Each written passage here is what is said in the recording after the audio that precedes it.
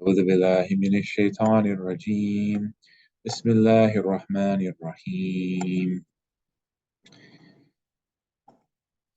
وما من دابة في الأرض ولا طائر يطير بجناحيه إلا أمثالكم ما فرطنا في الكتاب من شيء ثم إلى ربهم يحشرون. صدق الله العظيم. Allah subhanahu wa ta'ala says, and there is no creature on or within the earth or bird that flies with its wings, except that they are form communities like yourselves. We have not neglected in the register or the book a thing, then unto their Lord they will be gathered. As-salam alaikum wa rahmatullah wa barakatuhu. Welcome to another edition of Islam for Europeans. Please like and subscribe. And I wanted to talk about a video that Brother Joe Baz sent me my way. And this was from a brother whose name is Ibn Faroos. And his channel is called Experience Islam with the Faroos. And please like and subscribe to his channel as well. It's got some really good Islamic content on it, and certainly not trying to backbite the brother. I mean, he sent out a video a couple hours ago, which is entitled "Why the Majority of Converts Leave Islam."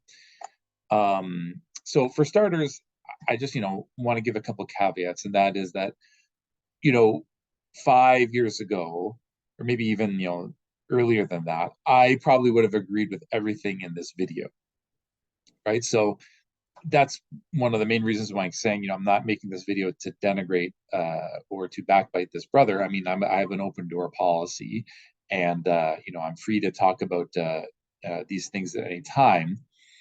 And he's not the only one who thinks this way. I mean, hundreds of converts and born Muslims have, the idea, and this is what we call the Medina model that we've been talking about on this channel so often. That basically means that we're all one big Muslim community in the West, and in order to move forward as a Muslim community, we should try to downplay or ignore our differences in belonging to different communities, whether that's based on ethnicity or nationality or culture or heritage. We should downplay this as much as humanly possible, because this by itself is the very definition of disunity as Muslims. And for order to move forward as a Muslim community, we need to have this approach. So this is one of the few channels that I know about. I know the Features talks about this a lot, that critiques this model and saying that it doesn't address issues that are specific to one particular community, right? Whether that's born Muslims or different convert populations. And by ignoring that, you're actually making the problem worse, right? So I'm going to get into, some of the things he said in this video that I made notes on. And again, I'm not here to backbite this brother. I mean, he's got some really good Islamic content on his channel. So if you want, please like and subscribe. And hopefully, this gets a dialogue started. And I saw that he actually interviewed, Muslim brothers that I talked to, in particular, Brother Harun and a Maliki clique as well. So the main reasons that he says why converts leave Islam is due to a lack of community support. Okay. And basically this is because when people convert to Islam, they lose a lot of their friends due to the fact that these friends were following un-Islamic lifestyles, and a lot of their social life revolve around that. Okay. Also, they may have been talking to Muslims previously before they converted to Islam, but once they take their shahada, they get quote unquote ghosted. They try messaging, Muslims after they take their shahada to, form, these kind of social bonds to make up for the loss. And, by and large, the Muslim community doesn't respond and doesn't, try to fulfill these social gaps that are created from the loss of their Muslim friends and family, right? And he says, some of these things are true on the surface. They're going to these masjids, to trying to make friendship with people. And eventually what happens is that the lone sheep gets eaten by the wolves, basically. So they're left to basically practice Islam on their own. So I wanted to address, some of the underlying reasons why this is happening. And I don't think that it's the Muslim community's fault per se, right? So um, you know, there's a couple of assumptions here that I think kind of need challenging with this. And the first false assumption that I want to talk about is that you know this whole assumption that when you convert to Islam, uh, that you're gonna have to improve the relationship. There's nothing there for the Muslim community to do to help try to improve the relationship with your non-Muslim families and communities. And I think this is one of the most important things, for a convert to Islam, because, Islam is not a cult. I mean, when you convert, even, when we looked at the Sahaba, when they converted to Islam, taking care of their parents, for example, was the most important thing. And the Prophet Muhammad, peace be upon him, stressed this, even though most of their non-Muslim family and friends were pagans, basically. They were Christians or they were Jewish. The most important thing was to strengthen the relationship with their family, because that ultimately is going to have a huge effect on whether they embrace Islam or not. B, going from completely hating Islam to tolerating them. So it's going to have an immediate effect on their well-being and their physiological needs, right? And when you look at convert programs in mosques that try to address the needs of the convert, none of them really address this main issue. And I don't think that that's an anomaly, because a lot of these convert programs, if you think about the mosque things, how can we help all the converts? Okay, well, let's give them a convert package, with all these books and a prayer mat and a hijab. Let's like give them a free trip to Umrah. Let's give them these high positions in the mosque. We'll give them a seat on the board, or we'll make him the PR manager, or we'll have him give the khutbah within a couple of weeks, or we'll give him all these marriage proposals.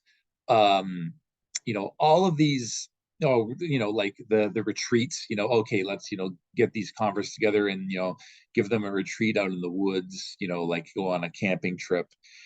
And all these things, while they sound great on the surface, there's a couple problems with that. One is that they're enormously expensive.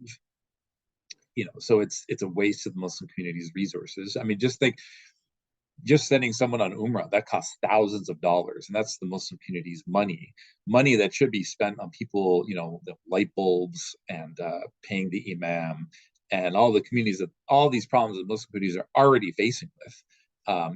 Many of these masajid are working on shoestring budgets, so that's one thing. But even more importantly, all of these ways that the mosque tries to help these converts don't address the main issue, which is entering the spheres and trying to improve the relationship with their non-Muslim family and friends. Right? They may say, okay, have your friends and family come to the mosque. We'll have an open house. We'll have a dinner for them, and we can teach them about Islam. Well, there's a couple problems with that as well. I mean, most non-Muslims don't want to enter a mosque. I mean, they're terrified, even if they have a positive relationship with Islam.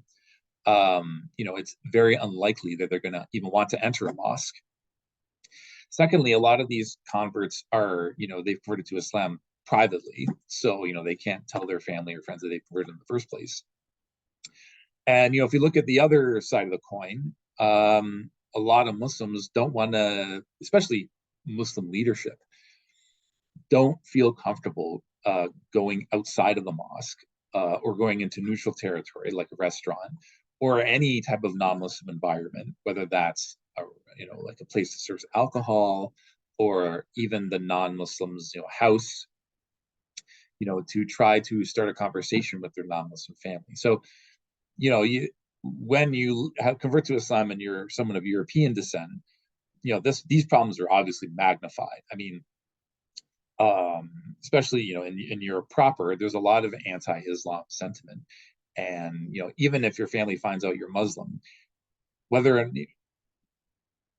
regardless of how they've reacted to that, they certainly don't want to talk to born Muslims. They have there's a lot of antagonism and visceral anger towards that community, and vice versa.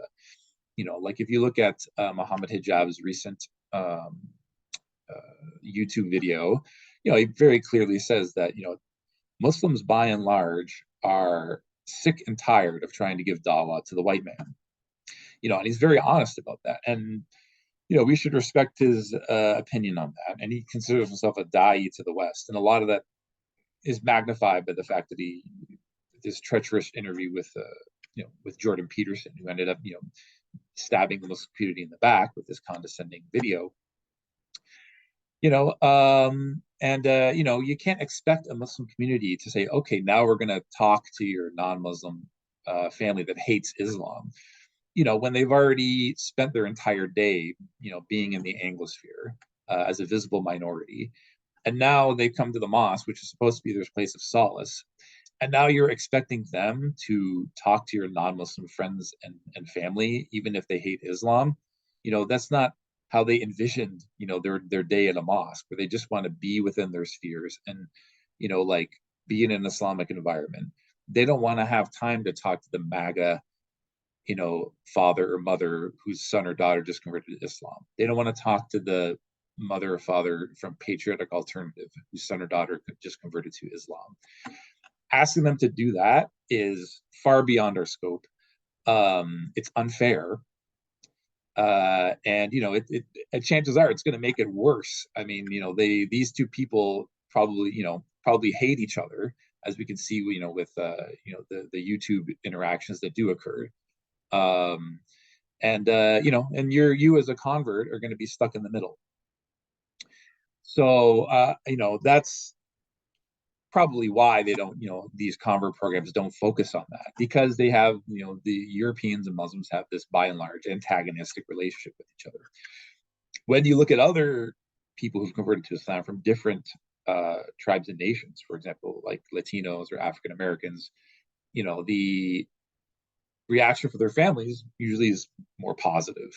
That's not to say they're going to have negative reactions, but at the very least, that person who converts to Islam from Latino or African American background may already have an aunt or an uncle or a friend or a brother or a sister who's already Muslim within their sphere, right? And again, Islam is part of the African American experience as well. So even if there's no Muslims in that person's family, their family is already aware of Muhammad Ali and Malcolm X, right? So it's not that much of a shock to them, right? So, and I think that's why, like African Americans, and rightly so, are so express this, dissatisfaction with the way that immigrant Muslim communities try to acclimate new converts, white converts, by giving them this like kind of white savior role.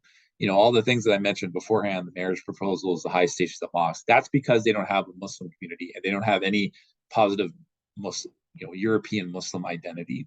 So they try to make up for the fact that they've had all this social loss from their friends and family, by giving them all these all these accolades. And your average Westerner is just that way of trying to fill in those gaps is not going to replace the social loss from the people that raised them. So it's a square peg for a round hole, I think, and I think that's one of the false assumptions of trying to say just basically that it's a lack of community support, right? And on top of that, like even if you have all these convert programs, like if you as a convert, you might spend maybe 1 week, 2 week, 1 hour, 2 hour, maybe 3 hours max at a mosque or an Islamic environment, whereas the extra 166 hours are going to be spent in the non-Muslim Anglosphere, right? So, even if you have an imam, who's very well spoken, who finally gets to talk to your non-Muslim family after, maybe months or even years, at the end of the day, that's just one conversation. I mean, how is that going to make up for the fact that your non-Muslim family is basically inundated, with all this anti-Islam sentiment coming from the Anglosphere, whether that's from these alternative right-wing media websites, or from their family and friends. I mean, trying to navigate that as a convert is an extremely difficult thing to do. Right. And, like I said, I'm not putting all this on Brother Ibn Faroos. I mean, he's got a great channel.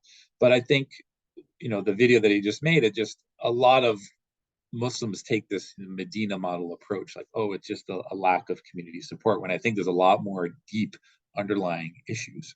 I mean, he also had a video, I just perused through his channel, about the success of Islam in Spanish. And, like, our Latino brothers and sisters, they realized that they, as a community, converted to Islam because, they thought it was the truth, but also that it's the best way forward for their communities, and they also have a historical history, with Islam, because their ancestors at one point converted to Islam en masse in Spain and Portugal, Andalus, right? So for them, Islam in Spanish is an organization where you actually have other Latino Muslims in your sphere that can possibly reach out to your family and community. So the Latino sphere actually now has Muslims in it, which creates creates an environment that's more conducive to Latinos, accepting Islam in the first place, right? So that addresses that issue, and it's not wasting the other immigrant Muslim communities' resources, because they know best, the problems of their community, the problems with language and things like that. And to foist all those responsibilities on a say, for example, a Muslim community that's mostly Arab or Pakistani, that's too much to put on their plate. And even if they were to spend all this money trying to acclimate Latino converts themselves, that money would go down the drain. It would just be ill-advised funding, right.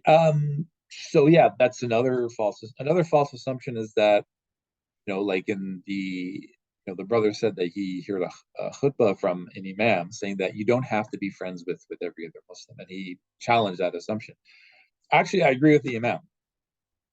Technically speaking, the rights of a Muslim are five. Saying your yarhamukallah when you sneeze, giving advice, nasiha when asked for, following the funeral prayer, visiting them when they're sick, saying salam to them. These are the rights of a Muslim, and you can work to strengthen those rights. But there's nothing in there that says you have to hang out with every Muslim around you, in order to help acclimate them. I mean, Muslims living in the West, they have enough to deal with on their plate already. Many of the men are working, double shifts. They're working 50, 60 hours a week to make ends meet for their family. The mothers, they're taking care of the household. They're busy, and some of them are working as well. They're busy with their kids 24/7. Like the imams, they're busy, they're doing the five salah. I mean, they're stretched beyond belief. I mean, they're getting paid peanuts to be the imams of these mosques.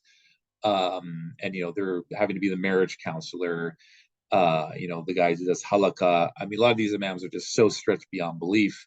They don't have the time to try to befriend all these converts, and, to make up for the social loss that a lot of these converts experience. I mean, asking a Muslim community to do that is just beyond their scope, really. And I mean, and on top of that, people born into a Muslim family and converts themselves are just, even if you put aside the whole thing about ethnicity and things like that, they're just living in two totally different paradigms. Like for born Muslims, they have problems being, a visible Muslim. They have problems with, like marriage within their Muslim communities. They're thinking about, what's going on with their home countries overseas.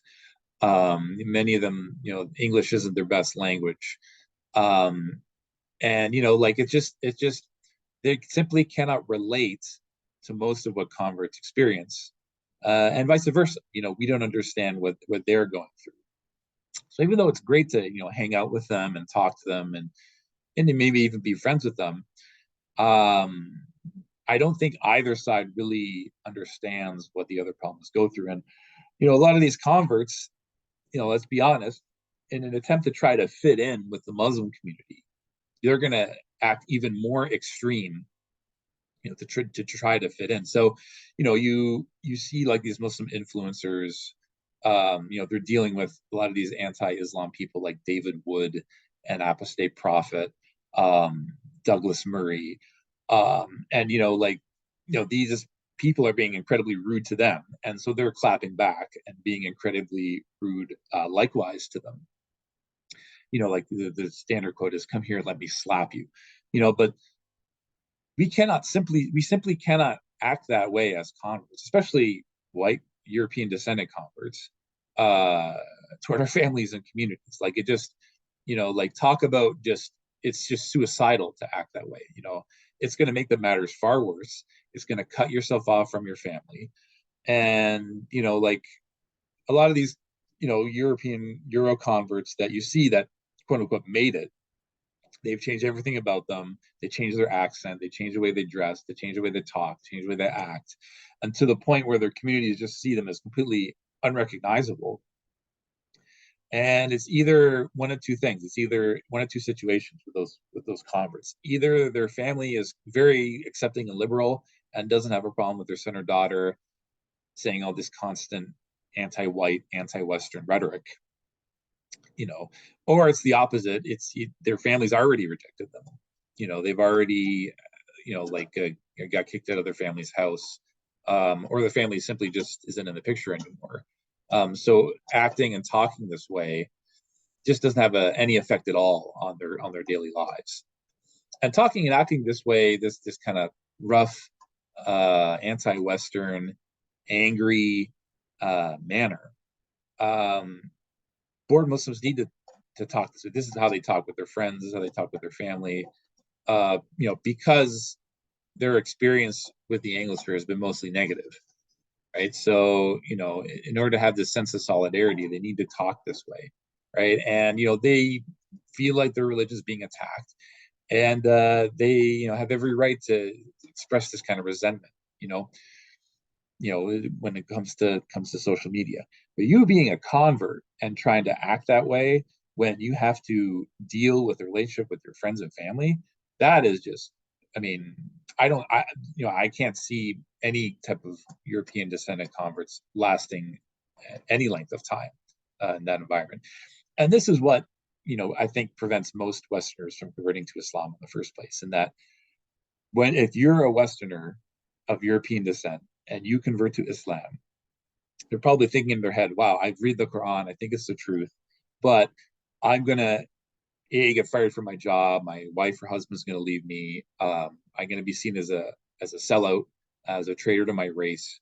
Uh, you know, the incredible amount of fallout is going to be enormous, and you're coming into a Muslim community where they have enough to deal with on their own. They're living as visible minority Muslims in the West, and to ask them to fulfill that social loss that you're going to experience, to change the way they talk, uh, you know, just for us, that's just too much to ask. I mean, it's too much to even ask them not to say that white people are the antithesis of Islam, because that's having an extremely negative effect on the Dawa in the West. And all these social media influencers, whether that's again, Daniel or Muhammad Hijab or Smile to Jannah, Sabura Ahmed, you name it. I mean, you see this in their social media tweets. Muslims are people of color, non-Muslims are white. White people act like this, Muslims act like this. Um, like the white man is basically the antipode, to the Muslim, right? Uh, Even if it's nothing to do with Dawa in the first place. I mean, or nothing to do with white people in the first place. Like the transgender, right? I mean, like, the Professional Darts Corporation is mostly made up of white British, and you don't see like the transgender taking over the World's Dart Championship. Whereas in FIFA is a lot more multicultural, and there's fewer white British, running these football clubs with the German football team, and the transgender is permeating there. So even looking at it from a totally neutral point of view, it's not a white problem, the transgender. I'm just using this as an example. But you can't even ask people like Muhammad Hijab to stop saying the white man to represent non-Muslims, even though it's having an extremely negative effect on the dawah. And if he doesn't want to say that, if he doesn't want to change the way he talks in that particular manner, or any of these du'at, I mean, that's totally up to them. We're not going to be able to convince them of that, right? But at the end of the day, that's not going to help our situation as European descendant converts.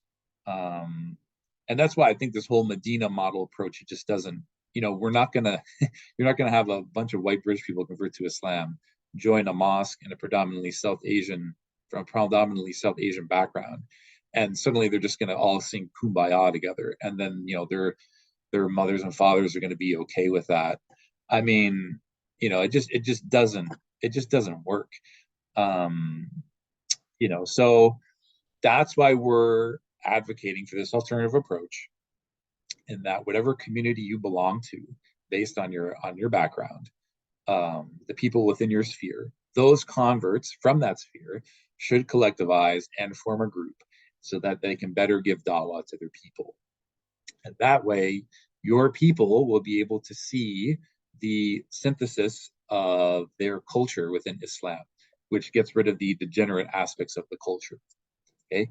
And that way you completely avoid the whole racism issue. You completely avoid the whole historical conflict issue.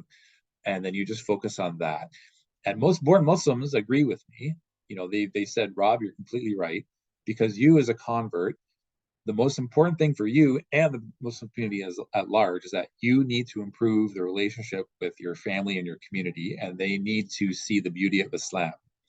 And if you're not going to do that by acting that they're David Wood and you need to go in and slap them in the face, it's a totally different paradigm that we're talking about. And to ask a mosque to act this way for them, no, it's far beyond their scope. It's immoral, to ask them to change the way they talk, and change the way they dress, change the way they eat, just for us. When we're such a small population to begin with. And by doing this, you're doing the Muslim community a much better favor, because at the end of the day, these people who don't like Islam on the streets, there are aunts, there are uncles, there are brothers, there are sisters, right? We should take it upon our shoulders to collectivize so that we can better give dawah to them. And then that way, they can see that Islam has a lot to offer for their society. Okay, so yeah, like I said, nothing against this brother. I mean, many, many, many, many converts think the same way that he does. So I'm not trying to single him out. This has just been this video that he just made, though. It perfectly encapsulates the Medina model and why it's failed, and why we need to think differently, and we need to think outside the box. Because if you keep asking the Muslim community to do this, to take us in as like these cultural orphans, a couple of things are going to happen. You're going to see the same revolving door of European descendant converts. They're going to convert to Islam and leave Islam a couple of weeks later. Two is that, a lot of our Muslims, and rightly so, are going to get upset with the fact that, they have to change A, B, C, and D about how they run things. Whether that's adjusting the way they talk vis-a-vis white people in the West, or changing what they serve for iftar, or changing how they dress. I mean, that's too much to put upon their shoulders. And the third thing is that it's going to drain the Muslim community's resources.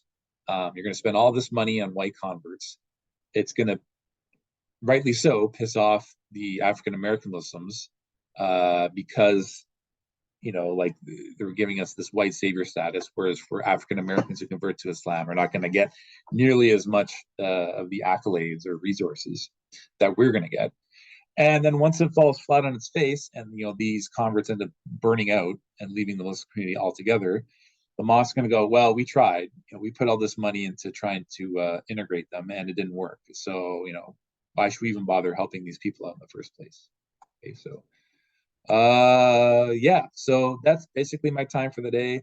Like I said, nothing against this brother. I mean, many Muslims think the exact same way.